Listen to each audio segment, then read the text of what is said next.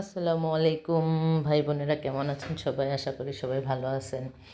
আজকে একটা বিশেষ দিন। আজকে হচ্ছে আমার জন্মদিন, 6 তারিখ। তো আসলে বিশ্বাস করেন, আমি কিন্তু একটুও মোটো মনে রাখিনি, মনে ছিল না আসলে। এখন তো আমরা অনেক অনেক বড় হয়ে গিয়েছি। এখন আর আমাদের সেসব মনে রাখার সময় নেই। ছেলে মেয়েদেরটা মনে রাখি।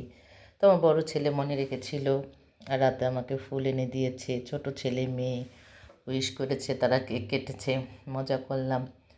তো ছেলে বায়না ধরলো রাতে একটু বিরিয়ানি করো, তো ভাবলাম একটু বিরিয়ানি রান্না করি, ভাই বোনদের সাথে শেয়ার করি।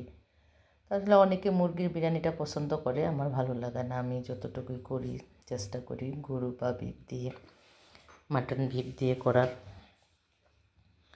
তো দেখেন, আমি বিরিয়ানি রান্না করতেছি। 1 কিলো চাল নিয়েছি। আমি আমার এই সুন্দর হাঁড়িটার ভিতরে রান্না করব। এই হাঁড়িটা আমি ফ্যামিলি মার্ট থেকে কিনেছি। আমার অনেক অনেক পছন্দ এই হাঁড়িটা। 1 কিলো গোশ, 1 কিলো চাল, এটা রান্না করতে অনেক অনেক ভালো লাগে। তো দেখেন, আমি বিরিয়ানি রান্না করতেছি। তারা খুব মজা করতেছে। আমার নাতনি খুবই আনন্দ করতেছে, সে খুব আনন্দিত। তার নানুর বার্থডে, সে একটু নাচানাচি করলো, একটু মজা করলো।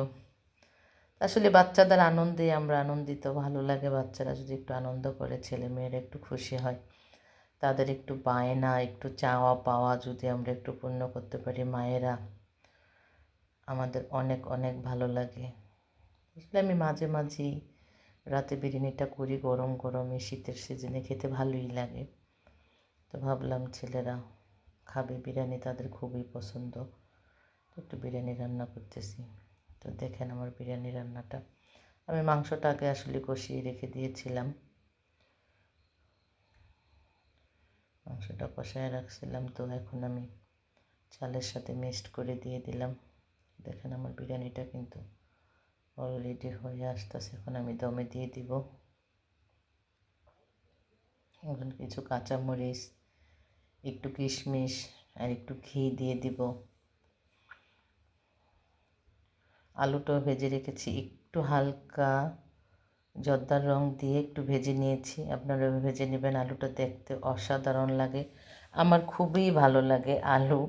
বিশেষ করে আলু তরকারিটা আমার অনেক অনেক পছন্দ। আলু ফ্রাইটা আমার অনেক ভালো লাগে।